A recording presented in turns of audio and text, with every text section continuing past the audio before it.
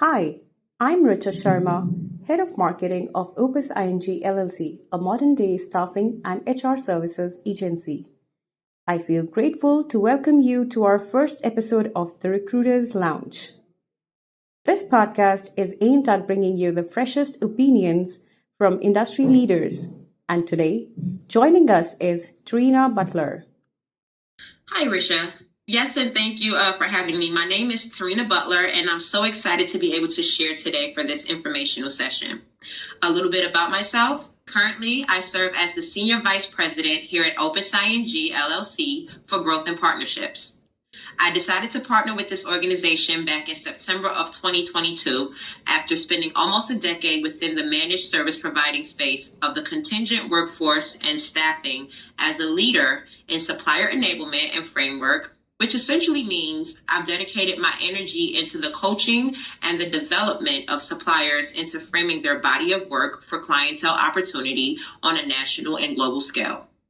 I've worked extensively for various managed service providers within the equity, diversity, and inclusion space, leveling the playing field for underrepresented suppliers, all the while cultivating relationships with online talent platforms and freelancer management system technology providers.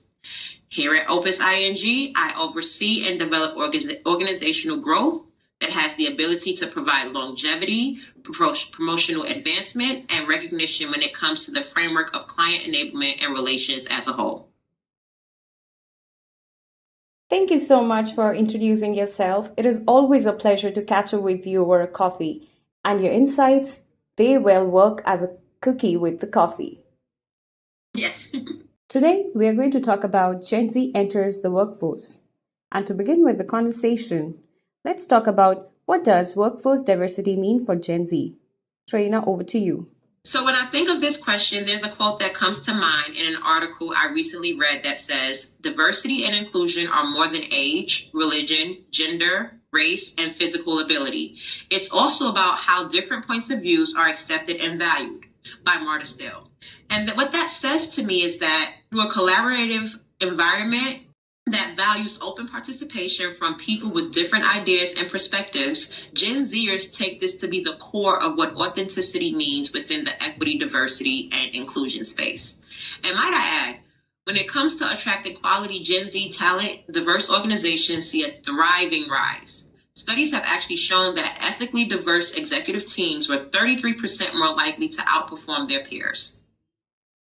That is wonderful. I mean, you have to be relevant to stay in the business. So that brings me to my next question. What are the key aspects that attract Gen Z to an organization? Yes. Now, in addition to diversity, equity, and inclusion, organizations who have purpose beyond the profits, offer learning and development opportunities, and enable work-life balance are now some of the key aspects in not only attracting, but sustaining talent within Generation Z. Gen Zers are extremely passionate about making a difference and want to work somewhere they understand has a broader purpose that aligns with their own values, which means accountability on the environment, sustainability, and social responsibility. That's an interesting take. However, at some point, we all struggle to bridge the gap between expectations and what your workplace offers. That gets me thinking, why are stress levels high in Gen Z as compared to millennials? Yes, you're absolutely right. We live in a day and age where technology is ever growing at such a rapid rate, especially with social media. Social outlets were once used for entertainment purposes only, whereas now we have the accessibility to connect with people worldwide, run businesses and enterprises, and successfully at that. Think about it. Organizations have been able to see the profitability and productivity from having their employees work remotely. This digital environment, while has many imperative aspects, also leaves people with distraction. There's a wealth of information being distributed at such a rapid pace that it can be overwhelming and ultimately lead to stress. Millennials didn't have the access to the advanced age of technology the way Generation Z does now. If you think of how interviews alone were held for millennials being more so in person, where today there's virtual interviews being conducted that allow for more flexibility. Generation Z is also very heavily influenced with the state of their mental health well-being and balance. If the work environment isn't conducive to their overall mental being, they're more than likely to resign. I'm so glad you mentioned flexibility and mobility as the key expectations of the new generation workforce. While I also wonder what's the biggest change noted post pandemic in the workforce, especially for Gen Z? Well, again, this leads back to what I previously stated as it pertains to flexibility and mobility in workways. During the pandemic, when the world essentially had to shut down, organizations were able to see the rise in productivity and profitability from providing their employees with the flexibility and mobility they have now. From an employee's aspect of working remotely or in a hybrid environment, they don't mind compromising on salary, for example, because they aren't having to physically go into an office or into a controlled environment, and vice versa with the organization. I personally have worked remotely for years now and have the flexibility to be able to ensure my home life balance is just as productive as my work life balance, and that has been life changing. I can make sure laundry is done and or dinner is ready in between meetings, or even on my lunch break, I can go for a walk to be able to create that work-life balance that we should all be able to experience. Generation Z is now in an era where working remotely is now more acceptable than ever and has now become one of their expectations. I so agree with you, Terrina. I mean, who doesn't enjoy a great home cooked meal while they're working? But I do see, along with remote working, the concept of gig economy is evolving fast. And when we talk about future of work, it's evident to discuss about contingent or contract employment. On that note, I would love to have your thoughts on why does Gen Z lean more towards contract work than traditional permanent work?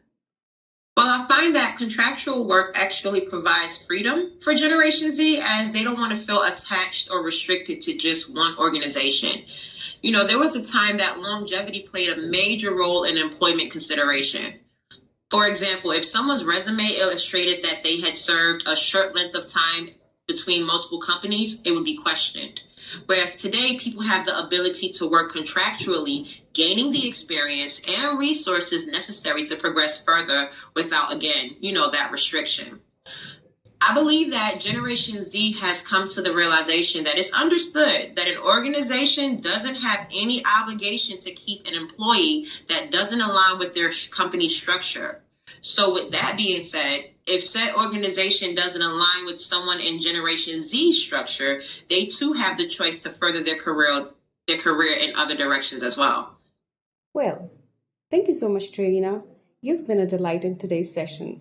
Much thanks to your experience and the years of working in the staffing industry.